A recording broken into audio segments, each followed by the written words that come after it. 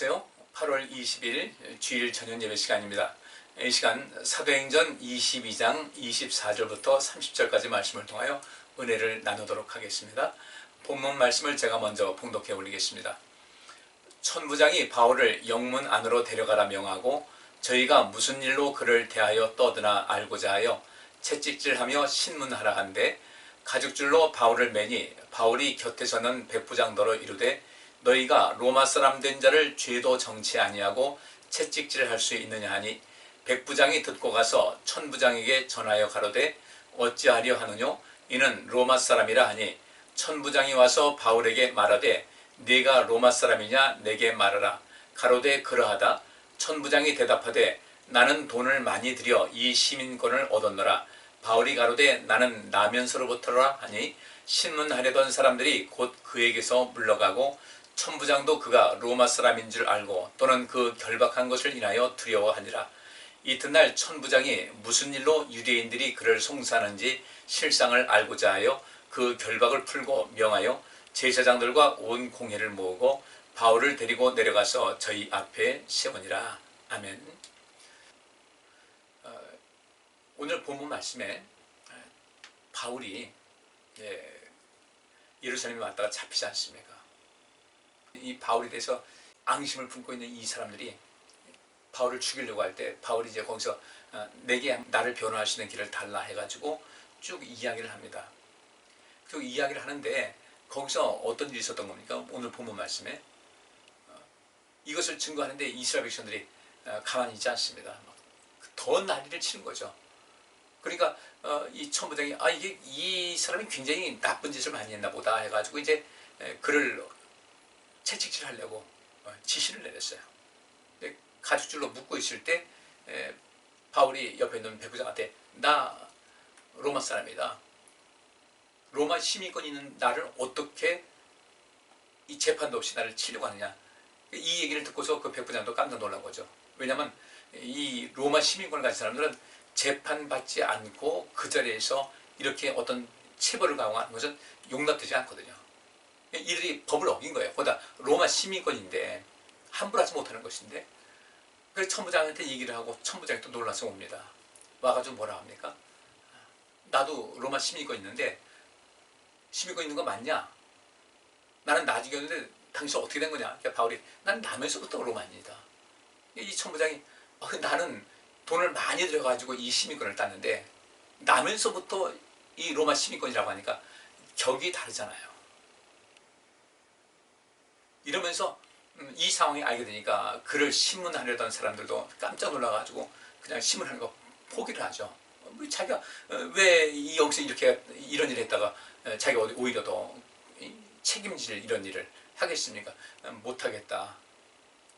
그리고 나중에는 이제 천부장이 그를 묶었던 것을 풀고 그 다음에 어쨌든 사건화 됐으니까 제사장들과 공의회 회원들을 불러서 그에 대한 모든 것을 얘기를 들어보자 하고 이제 자유인의 몸에서 이제 어떤 그 재판정 같은 그런 모습을 형성하는 것이 오늘 본문 말씀이었잖아요. 이런 데서 바울이 그 자기 자신이 로마 시민권이라는 그 자체에 대해서 굉장한 어떤 힘을 얻게 된 거예요.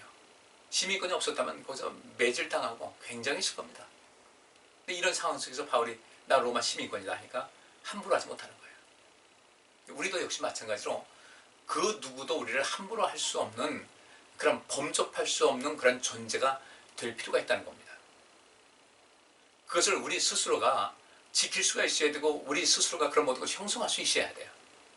다른 사람한테 함부로 쉽게 보이는 그런 사람이 되지 말자는 거죠. 그러기 위해서 우리가 어떻게 해야 되겠습니까?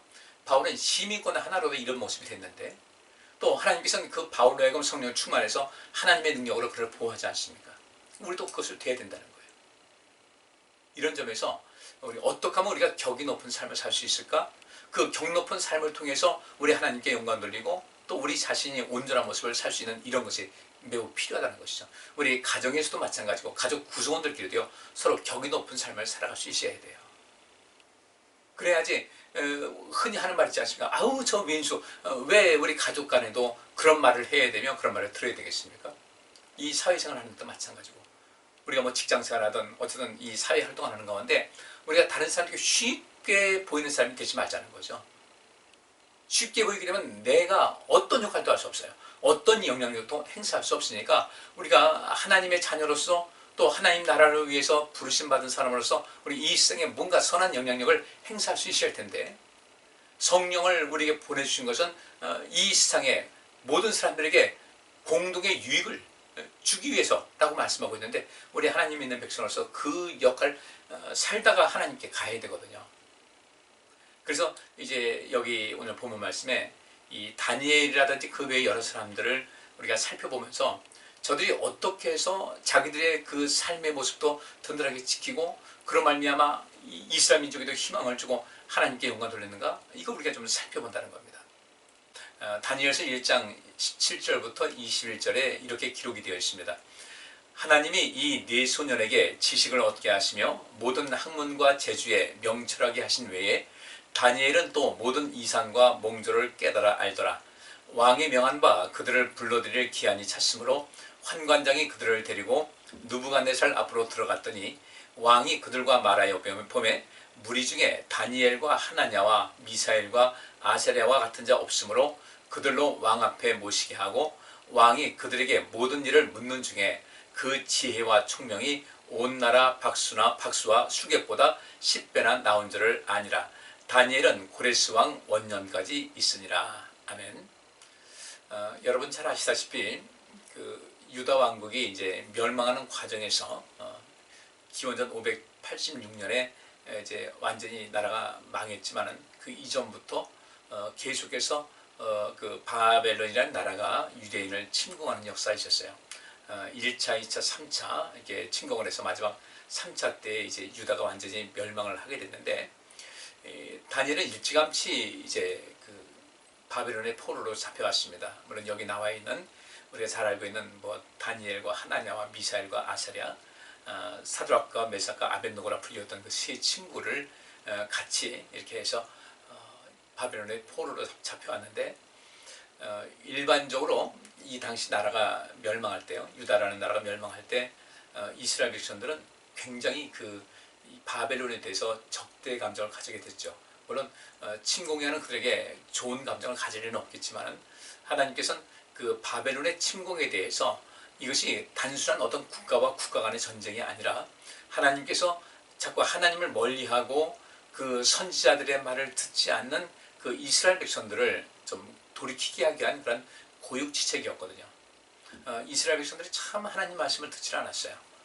우리가 그 듣지 않았다, 하나님 말씀을 듣지 않았다고 하면은 도대체 어느 정도 듣지 않았을까를 생각하게 되는데, 우리 이 시대 보통 그렇죠. 자녀들 키울 때 넌 이렇게 말을 안 듣냐 뭐 이렇게 얘기를 하는데, 우리도 한번 돌아보시자고요.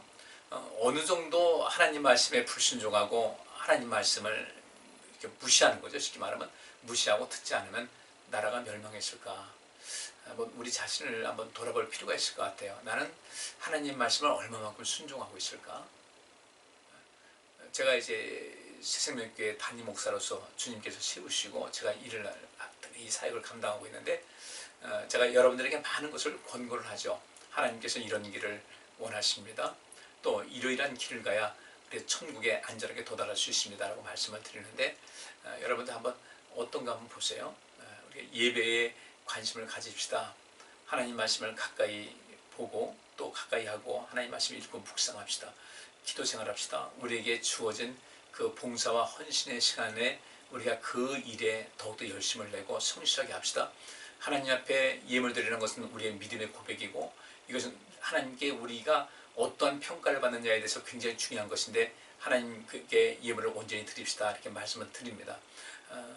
잔소리같이 들릴지 모르지만 굉장히 우리가 기본적으로 잘 알고 있는 내용인데 그것을 우리가 얼마만큼 감당하고 있는가를 좀 돌아보셔야 돼요. 그래서 이스라엘 백성들이 하나님 앞에 그 순종하지 못하는 것이 어제 대단히 큰 어떤 죄를 지은 것이 아니라, 어찌 보면 우리가 이 시대를 살고 있는 우리가 하나님 말씀에 따르지 않고 믿음의 원리에 충실하지 않고 사는 것과 별 차이가 없더라. 제가 목회 경험을 하면서 느낀 겁니다. 그때 그 당시의 모습이나 지금이나 볼 때 큰 차이가 없다. 그렇다면 우리는 어떻게 해야 되겠어요? 정신 바짝 차려야 되거든요. 그런데 이스라엘 백성들은 나라가 망하고 나서 그들은 그때 정신이 번쩍 났습니다. 하나님께서 말씀하신 것이 결코 빈말이 아니었다는 것을 알게 되고 이스라엘이라는 그 나라가 망하면서부터 하나님께서 그들에게 그렇게 너희는 왜 내 말을 듣지 않느냐 순종하지 않느냐는 그런 데서 그들의 삶은 상당한 변화가 있었어요.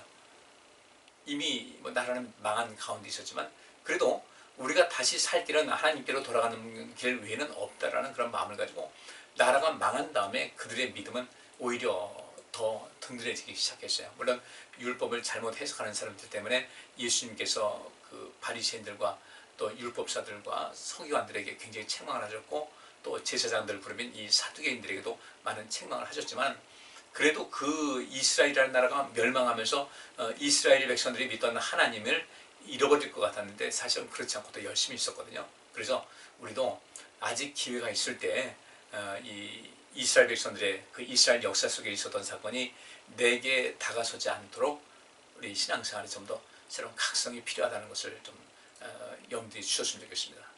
결국 이 나라가 바벨론에 침공받아서 이 포로가 되고 또 결국 세월 지나서 이제 나라가 완전히 망했는데 이 다니엘이 있을 때 이미 이 나라가 완전히 멸망이 전인 것 같아요. 이미 일자로 끌려온 상태에서 이렇게 그들의 교육을 받았으니까 그러면 대부분의 사람들이 우리나라를 공격을 하고 우리에게 고통을 주는 이들에게 왜 순종해야 되느냐, 왜 이방인들의 그 말을 배워야 되느냐. 그러니까 이 바벨론 끌려가서 어쨌든 이 다니엘과 그 세 친구들은 어떤 인재성이 보이기 때문에 그 왕이 불러서 그들을 어떤 문화적인 동화라든지 어떤 그 근본적인 것을 그 바빌론화 시키기 위해서 애를 썼는데 이때 다니엘과 그 세 친구들은 그것을 기꺼이 받아들인 겁니다. 현실을 본 거죠. 그리고 이 속에서도 우리 하나님께 영광 돌려야 되겠다.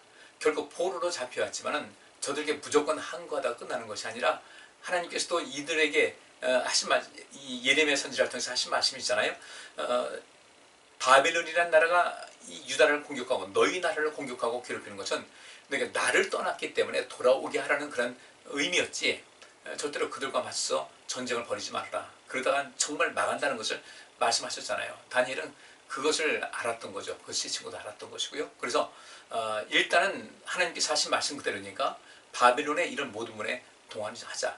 그리고 그 속에서 우리가 정체성만은 잃지 말자라는 그런 생각을 하게 되죠. 그래서 오늘 본 말씀 앞에 보면은 그 다니엘과 그 세 친구들은 그 바벨론에서 어쨌든 인재로 양육하려고 하다 보니까 뭐 음식도 그렇고 상당히 아주 높은 대우를 해줬는데 그 어떤 고기라든지 뭐 진수성찬 원치 않았어요. 우리는 우리가 먹는 양식을 먹겠다 했을 때 환관장이 그러다가 니들 이렇게 얼굴이 수척해지고 하기 때문에 내가 문책 받으니까 안 된다 했을 때 다니엘이 뭐라고 합니까?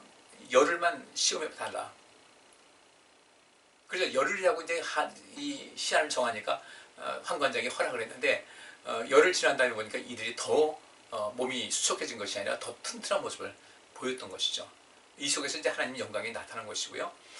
다니엘과 그 세 친구들은 이 바빌론의 그런 모든 언어와 문화와 이런 정책을 받아들이는 것하고 내 정체성을 또 망가뜨리는 것은 차이가 있다는 것을 알았습니다. 하나님을 향한 그 신앙의 정체성, 민족의 공통 정체성은 굳건히 같되 우리가 이왕 여기 끌려왔으니까 여기서 인재로 살아남아서 이 나라에 오히려 하나님의 영광을 나타내자는 그런 마음을 갖고 있었던 거예요. 그래서 이들은 열심히 공부했습니다. 공부했고 또 그런 그들에게 하나님께서 어떻게 하셨어요?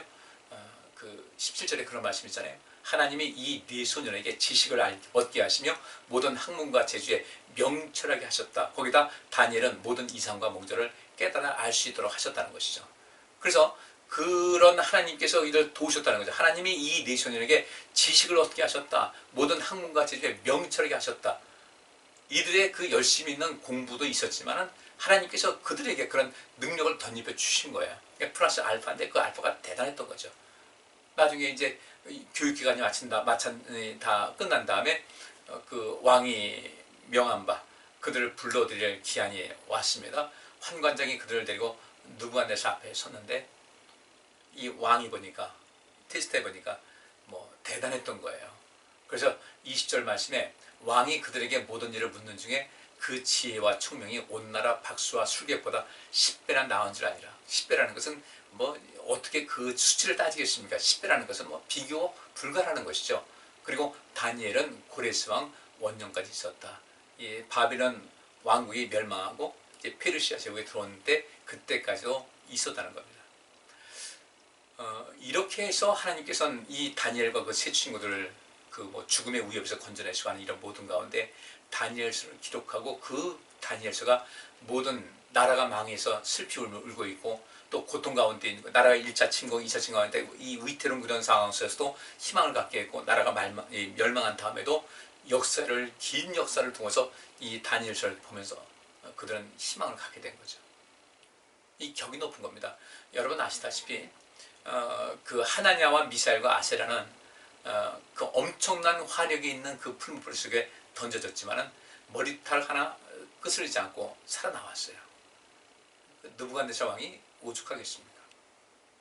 그리고 다니엘이 사자굴에서 나오게 된 것은 그가 이 바벨론 제국에 있었던 일이 아니었어요.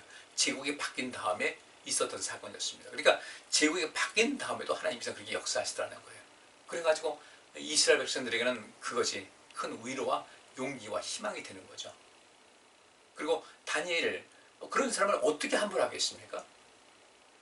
느부갓네살 왕이 한때는 정신병이 들어가지고 그 숲길을 헤매고 이슬 맞아가면서 그랬을 때 다니엘은 그 일 속에서 굉장한 역할을 또 했거든요.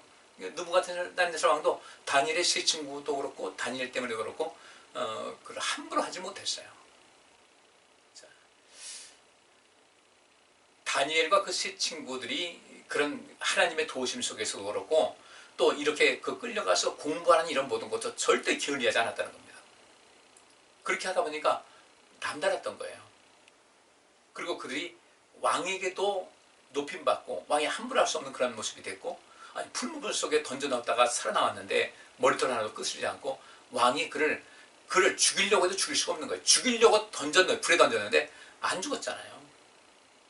그런 그 카리스마가 있어야 되겠다는 겁니다. 그래서 우리도 인생 살아가면서 뭔가 이제 공부하는 그런 모습, 뭔가 내 자신의 내면을 채워서 내 안에 뭔가 누군가에게 영향력을 행사할 수 있고 누군가에게 도움을 줄 수 있는 그런 힘을, 그런 지식이든지 내 안에 있는 능력이든지 내 안에 성품이든지 이런 모든 것을 갖출 필요가 있다는 것입니다. 그러면 우리가 다른 사람 앞에서 상당히 든든한 모습을 가질 수가 있는 거예요. 우리가 좀 뭔가 눈에 보이는 것이든 보이지 않는 유형이든 무형이든 우리가 어떤 그 자격을 좀 갖출 필요가 있다는 것을 말씀을 드리고 싶습니다. 그 다음에 이제 사도행전 22장 1절부터 3절까지 우리 오늘 22장을 보고 있는데 거기 앞부분에 이런 말씀이 있어요. 부형들아, 내가 지금 너희 앞에서 변명하는 말을 들으라 하더라. 저희가 그 히브리 방언으로 말함을 듣고 더욱 중용한지라. 이어 가로되 나는 유대인으로 길리기아 다소에서 났고 이 성에서 자라 가말리알의 문화에서 우리 조상들의 율법에 엄한 교훈을 받았고 오늘 너희 모든 사람처럼 하나님께 대하여 열심히 있는 자라. 그런 여기 말씀대로 그 유대인으로 길리기아 다소에서 났다. 다소라는 지역이 아주 시골촌이 아니에요. 그런 지방, 그 어떤 도시 출신, 거기다 그 성에서 자라서 가말리알의 문화에서 우리 조상들의 율법에 엄한 교훈을 받았다는 것은 무슨 얘기하겠습니까? 그만큼 율법에 대한 상당한 식견을 가지고 있었다. 가말리알의 문화라고 하면 모든 사람들이, 유대인이라면 모든 사람이 알아주는 그런 그 학문의 그 틀을 형성한 그런 집단이었습니다. 그러니까 이런 말을 할 때 사람들은 이 바울에게 조금 더 조심스럽게 하는 거죠. 아, 율법을 굉장히 많이 아는 사람이다. 그러면 저가 그 율법을 해석하는 것에 어떤 권위가 있게 되는 것이겠죠. 우리 그런 모습을 갖자고요. 신앙생활도 그냥 수동적인 모습으로 왔다 갔다 예배 참석하는 것이 아니라 어떤 것을 할 때 하나님 말씀에 대한 지식도 있어서 누군가 대화를 나눌 때 그 말씀이 어떤가를 알 수 있어야 되는 거겠죠. 여러분들, 제가 목사라고 하면서 성경에 대한 지식도 없고 그냥 내 어떤 개인적인 경험만 가지고 목회한다고 할 때 우리 성도님들 제게 권위를 인정하시겠어요? 안 되는 거죠. 그러니까 우리는 어떤 것이든 우리 인생 살면서 우리가 많은 일을 하지 않습니까? 뭐 가정에서 살림을 해도 그렇고 직장생활 해도 그렇고 누군가를 만나도 그렇고 그들에게 있어 그들의 그 그 생각 속에서 저 사람은 참 많은 것을 알고 있다든지 또 어떤 대단한 능력이 있다든지 저 사람을 의지하면 뭔가 되겠 것이라는 이런 거, 누군가에게 안심을 줄 수 있고 누군가에게 평안을 줄 수 있는 어떤 그런 힘이 우리에게 있어야 된다는 거죠. 예수님을 따랐던 그 수많은 사람들, 예수님의 그 권위가 그만큼 컸던 겁니다. 우리도 권위 있는 인생 삶은 어떻게 되나요?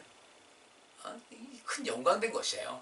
그렇게 우리가 내 생각하는 것도 그렇고 말하는 그 말투와 억양과 사용하는 어떤 단어와 이런 모든 것도 좀 더 고급스러운 그런 모습을 가질 필요가 있다.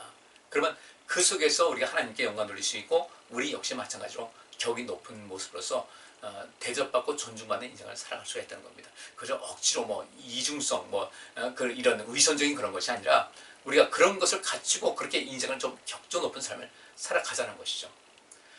사도행전 2장 1절부터 4절에 오순절날이 이미 이름에 저희가 다 같이 한 곳에 모였더니 호련히 하늘로부터 급하고 강한 바람 같은 소리가 있어 저희 앉은 온 집에 가득하며 불의 혀같이 갈라지는 것이 저희에게 보여 각 사람 위에 임하여 있더니 저희가 다 성령의 충만함을 받고 성령이 말하게 하심을 따라 다른 방언으로 말하기를 시작하니라 그랬어요. 오순절 성령의 역사가 있었죠. 성령 강림의 역사가 있었는데 이때 성령 받은 사람들이요. 그 성령께서 임하셨는데 그때 거기 모였던 사람들 뭐 아무나 받았겠습니까? 거기서 성령 충만 받을 만한 사람이 받았겠죠. 4절 보니까 저희가 다 성령의 충만함을 받고 성령의 말하게 하심을 따라 다른 방언으로 말하기 시작했다고 했어요. 다른 방언이 뭐겠습니까? 뭐 다른 어떤 우리가 방언기도 한다는 그런 것이 아니라 다른 방언이니까 다른 외국어예요. 다른 방언은 외국어를 한 겁니다. 거기서 그러니까 그들이 이 다른 방언으로 말하기 시작했다는 것은 이것이 어떤 의미가 있겠습니까? 이제 복음이 온 세상에 퍼지게 된다는 거죠. 온 세상에 퍼져서 하나님께서 이 온 세상을 구원하시고자 하는 구원의 계획이 이제 본격적으로 시작이 되는 것인데 그러기 위해서는 어떻게 해야 되겠어요? 그 당시에 얼마나 많은 나라말이 있겠어요? 얼마나 많은 그 외국어를 많이 쓰겠습니까? 그 언어가 굉장히 많은데 그 다른 방언 거기 있는 사람들이 각각 자기들의 지역에 있는 그런 그 나라 모국어로 쓰고 있는데 그들이 이제 그런 말로 이게 들리기 시작했다는 것이죠. 그러면서 이 속에서 엄청난 역사가 있었던 거예요. 그리고 이런 것이 그 다음에 이제 어떤 성경에는 어떻다는 것은 나와 있지는 않지만 분명히 성경에 기록되어 있지는 않았지만 그런 일이 충분히 있었을 것이라는 겁니다. 이걸 우리가 방언 기도로만 해석하면 안 될 이유가 여기 있는 거예요. 그러니까 여기서 다른 방언으로 말하기 시작했는데 그 다른 방언으로 말한 그 사람들이 얼마나 권위가 있겠어요. 그래서 그 성령 받은 사람들이 초기 교회 때 어떤 역사를 이루지 않습니까? 그 굉장한 능력을 베푸고 역사를 이룰 때 그래서 복음의 역사가 거기서 퍼지면서 잘 아시다시피 이 일 있은 다음에 즉시로 3,000명이나 되는 사람들이 그리스도 앞으로 돌아오게 된 사건이 역시 나타나게 되는 겁니다. 그들에게 그런 권위가 없을 때 3,000명이 아니라 3명 오기도 어려운 거죠. 성령 충만해서 권위가 있어야 되겠다. 그 다음에 사도행전 2장 37절부터 38절에 저희가 이 말을 듣고 마음에 찔려 베드로와 다른 사도들에게 물어 가로되 형제들아 우리가 어찌할까 하거늘 베드로가 가로되 너희가 회개하여 각각 예수 그리스도의 이름으로 세례를 받고 죄사함을 얻으라 그리하면 성령을 선물로 받으리니 그랬어요. 그 성령 충만한 가운데 이런 놀라운 역사 거기 있는 사람들이 자기네 지역의 말로 모든 것이 사도들이 말할 때 들리니까 이게 어쩐 일이냐 큰 소동이 있었거든요. 근데 이것이 이제 하나님의 역사라는 것을 베드로가 설교하면서 요엘 선지자가 한 이야기를 쭉 하니까 그때 거기서 그들이 이제 하나님 말씀을 구약 성경에 대한 것을 상당히 많이 알고 있는 유대인들이다 보니까 요엘 선지자가 예언한 것이 바로 이것이구나 해서 거기서 은혜를 받은 겁니다. 그 전에 이들이 일으키게 합니다. 아하 우리가 하나님께서 보내신 메시아를 죽였다니 기가 막힌 것이죠. 그래서 그들이 그 말씀을 듣고 마음에 크게 찔린 거예요. 베드로와 다른 사도들에게 물어 가로되 형제들아 우리가 어찌할까 하거늘 베드로가 말하기를 여러분들 회개하고 각각 예수 그리스도의 이름으로 세례를 받으라. 세례를 받으라는 것은 믿음의 고백이 있을 때 세례를 받는 거잖아요. 회개하고 믿으라. 그리고 죄사함을 얻으라. 그러면 성령을 선물로 받을 것이다라고 말씀을 했어요. 그래서 그렇게 해서 돌아와서 이제 곧 신앙 고백한 사람들이 3,000명이 됐다. 이 회개하는 거 참 중요하죠. 회개했을 때 우리에게는 엄청난 자격이 주어집니다. 오늘 낮 시간에도 봤죠. 마가복음 1장 15절에 가라사대 때가 찼고 하나님 나라가 가까웠으니 회개하고 복음 믿으라 그랬어요. 회개하고 복음 믿으라. 회개하고 믿으라. 지금 명령문에서 이것을 현재형 동사로 했을 때는 이것을 어떻게 해요? 지속적으로 하라는 그 말씀이거든요. 그런 명령이거든요. 회개, 지속적으로 해야 됩니다. 회개, 뉘우치고 고치는 거예요. 회개라는 그 단어가 뉘우치고 고치는 거예요. 우리가 잘못된 것은 뉘우치는 겁니다. 죄든 아니면 잘못된 습성이든 그런 모든 것을 이게 아니구나 하고서 계속해서 꾸준히 그 회개하는 그런 삶, 그 다음에 복음을 믿는 것도 역시 마찬가지죠. 믿음의 그 모든 과정을 끊임없이 믿음을 계속해서 잘하게 해야 되거든요. 근데 우리가 예배도 등한시하고 하나님 말씀 있는 것도 등한시하고, 여러분들 이 신천지가 왜 이렇게 난리 피는지 아세요? 그만큼 그리스도인들, 우리 기독교인들이 하나님 말씀에 대해서 무지하다는 거예요. 우리가 하나님 말씀에 대한 확실한 지식이 있으면 신천지가 발을 붙이겠습니까? 그렇게 신천지는 지금 좀 안 된 얘기지만요, 우리 기독교인들, 이 기존 교회들을 아주 우습게 알고 있습니다. 무식하다는 거죠. 자기들도 교회변을 늘어놓고 있으면서 또 한국 교회가 그에 대한 것을 또박또박 해가지고 모든 성도들이 이것을 정리를 하고 논박을 해가지고 그들 꼼짝 못하게 되는데, 그들하고 얘기 나누면 내 미천 딸릴까봐 얘기도 안 하죠. 난 너희하고 얘기를 안 한다. 왜? 몰라서 그런 거 아니에요. 혹시라도 그러면 안 되겠지만, 회개하고 복음 믿으라. 이거 기회예요. 회개하고 복음 믿으면요, 성령 충만함 받게 되는 겁니다. 여러분, 성령 충만하면 우리가 엄청난 자격 아니에요? 그죠? 성령 충만할 때. 오순절 성령의 역사가 임했을 때 성령 충만하니까 그들이 그 외국어를 구사할 수 있는 그런 능력이 있었고 엄청난 힘이 있던 거예요. 그래서 우리가 이것을 알고 우리가 이제 인생을 어떻게 살아야 될 것인가에 좀 관심을 많이 가지셔야 돼요. 어떻게 살아야 될까? 자, 마지막 하나만 좀 더 보겠습니다. 요한복음 15장 7절과 8절 말씀에, 너희가 내 안에 거하고 내 말이 너희 안에 거하면 무엇이든지 원하는 대로 구하라. 그리하면 이루리라. 너희가 과실을 많이 맺으면 내 아버지께서 영광을 받으실 것이요 너희가 내 제자가 될 것이다 그랬어요. 너희가 내 안에 거하고 내 말이 너희 안에 거하면, 우리가 주님께 더 가까이 다가서고 하나님 말씀을 부지런히 배우고 익히고 묵상하는 가운데 그 말씀이 내 안에 있고, 그다음 하나님 말씀을 아는 지식으로만 끝나는 것이 아니라 그 말씀을 듣고 순종하고 지켜 행하는, 실천하는 그런 삶을 살게 되면 무엇이든지 원하는 대로 구하라. 그리하면 이룰 것이다 그랬어요. 뭐 거짓 예언자들도 많이 있지만 누가 좀 예언 좀 한다고 그러면 그 예언 받으러 많이 가지 않아요? 무당들도 아주 용하다 그러면 많이 가듯이, 이 교회 안에서 뭐 좀 영빨이 있다, 뭐 예언 잘한다 그러면 또 사람들 거기서 기웃거리거든요. 그럴 필요가 뭐 있어요. 나도 하나님 자녀인데 그렇게 어떤 예언 받으러 간다고 해서 거기서 어떤 그 복음적인 어떤 사명적인 예언 나오겠습니까? 별로 그런 거 없잖아요. 너희가 내 안에 거하고, 우리가 그리스도 안에 거하는 겁니다. 내 안에 거한다는 것은 그리스도와 동행하는 삶을 살아가는 거예요. 하나님 말씀대로 사는 것이죠. 그리고 그 말이 우리 안에 거하면 무엇이든지 원하는 대로 구하라. 내가 무엇이든지 원했을 때 하나님 주신다는 것을 체험하게 되면요, 우린 정말 모든 사람들이 우러러볼 거예요. 야, 저분 대단한 분이다. 우리 이왕 신앙생활하고 그렇게 대단한 사람 되잔 말이죠. 하나님 말씀도 몰라, 기도도 안 해, 신앙생활 어떤 뜨거운 열정도 없어. 이래가지고 우리가 주님 앞에 뭘 가지고 갈 거예요? 이 땅에서 우리 잘 하시자고요. 너희가 과실을 많이 맺으면 내 아버지께서 영광을 받으실 것이고 너희가 내 제자가 되리라. 예수님이 제자가 되는 그 특권이요. 여기서 뭐 내가 예수님 제자가 되는 게 뭐가 대단한 것이냐라고 생각한다면 심각한 것인데, 주님의 제자가 된다는 거예요. 12제자들 얼마나 대단했습니까?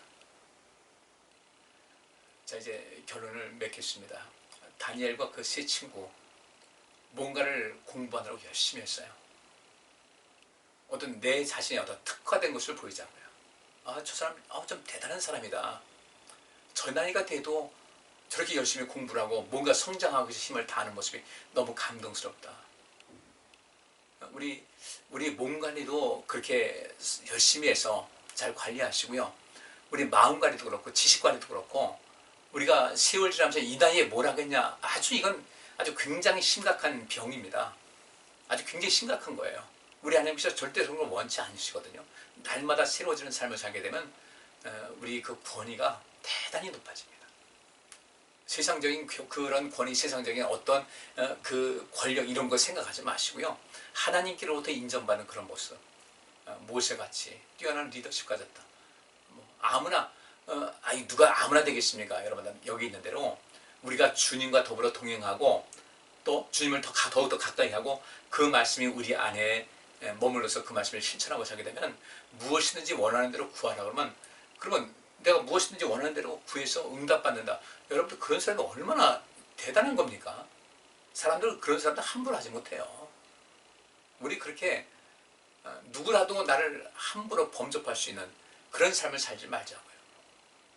좀 더 우리 정신적인 것이나 육체적인 것이나 확실하게 해서 다른 사람들이 쉽게 보이는 사람 되지 말자 말이죠.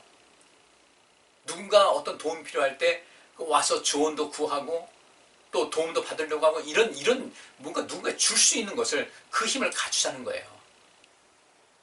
그러면 바울이 로마 시민권 하나만 가지고도 주변 사람들을 긴장하게 만들었는데 우리가 그 힘 있고 그런 능력이 있다. 그런 믿음이 있다. 성령 충만한 가운데 있다. 그것이 얼마나 큰 재산인지 아시겠습니까? 그런 말미암아 많은 사람들에게 복음이 되는 삶을 사는 것이거든요. 많은 사람들에게 복음이 되자는 거예요. 많은 사람들에게 복음을 전해줄 뿐 아니라 복음 자체가 되고 그들에게 존중받고 또 그들에게 인정받고 사랑받는 그런 모습을 가지고 살아가자는 거죠. 우리의 얕은 어떤 그냥 실력 이것 가지고 인생 살려고 하지 말고 끊임없이 뭔가 채우게 되면 우리 가능하다는 얘기예요. 우리 그렇게 열심히 사시길 간절히 바랍니다. 바울의 시민권 대단했어요. 시민권 하나 가지고. 지금도 미국 사람들은 우리나라에서 이제 이민 가지 않습니까? 가가지고 영주권 나오고 그다음에 이제 시민권 나와서 국적이 미국 사람 됐어요. 국적이 미국 사람 되면 미국 사람으로서 미국의 그 여권이 나오는데 미국 여권 앞면을 보면은 우리는 이제 태극 문양이지만 미국 앞에 여권 보면은 독수리가 걸려 있어요. 그래서 미국 사람들은 그 여권 독수리 여권이다 그렇게 얘기하는데 미국이라는 나라 그 여권만 가지고 그렇게 어깨에 힘을 주는데 우리가 하나님 나라 백성으로서 하나님의 아들 하나님 딸로서 우리가 하나님께 영광 돌리고 하나님을 기쁘시게 하고 우리 자신이 든든하게 해서 그 어디든 절대 굽힘 없이 강력한 힘을 가지고 사는 거 얼마나 멋있습니까? 베드로와 요한이 미문에 앉은 그 장애인 고치고 나서 공회에 끌려갔는데 그들이 그 힘을 가지고 쭉 이야기를 하는데 거기 있는 사람들이 아니 저 사람들이 원래 저렇게 말을 잘했나? 말로 이길 수가 없었던 거예요. 왜냐하면 그 말쟁이가 아니에요. 말만 앞세우는 사람이 아니라 그 말 한마디 한마디에 성령께서 함께 하시고 능력과 권세가 있다 보니까 그들을 어찌할 바를 모르는 겁니다. 우리 그런 모습 돼야 돼요. 그래서 책도 좀 많이 보고 기도도 많이 하고 하나님 말씀도 많이 보고 우리 자신의 어떤 성장을 해서 끊임없이 관심 갖고 하다 보면 말도 품격도 얼굴 모습도 이 자세도 다 달라지는 것이거든요. 우리 그렇게 멋진 인생을 살아서 하나님께 영광 돌리고 많은 선한 일, 선한 영향력을 행사하면서 우리 자신도 영광스럽고 많은 사람에게 도움 주는 멋진 인생을 살아갈 수 있기를 간절히 바랍니다. 기도하겠습니다. 하나님, 바울이 그 시민권 하나 가지고도 주변 사람들을 긴장하게 했는데 또 그런 하나님께서 함께 하시는 가운데 성령 충만한 가운데 사람들도 어찌할 수 없는 그런 모습 바울을 이길 수 없으니 그저 무조건 무력으로 그를 지배하려고 했지만 하나님께서는 그를 그렇게 내버려두지 않으셨습니다. 바울은 그런 능력이 있었습니다. 지식이 있었고 담대함이 있었고 능력이 있었고 하나님께서 보호하실 수 있을 만큼의 하나님께로도 보장받을 수 있을 만큼의 그 믿음이 있었고 그런 하나님과의 친밀성도 있었습니다. 그래서 그는 역사의 귀한 힘으로 길이 남고 있는데 주님 저희를 이제도 그런 모습으로 인생을 살아갈 수 있도록 끊임없이 변화하고 성장하고 새로워지는 삶을 살아갈 수 있도록 우리 마음에 끊임없는 각성과 더불어 그것을 실천할 수 있는 용기를 주께서 허락하여 주옵소서. 다니엘에게 지혜를 또 그런 모든 것을 지식을 얻을 수 있는 그런 힘을 주셨고 모든 것을 통달할 수 있는 그런 힘을 주신 것 같이 하나님 바라옵나니 저도 그렇게 살도록 노력하겠사오니 그 모든 능력을 덧입혀 주옵소서. 예수 그리스도 이름으로 기도하옵나이다. 아멘. 오늘 여기까지 하겠습니다. 감사합니다.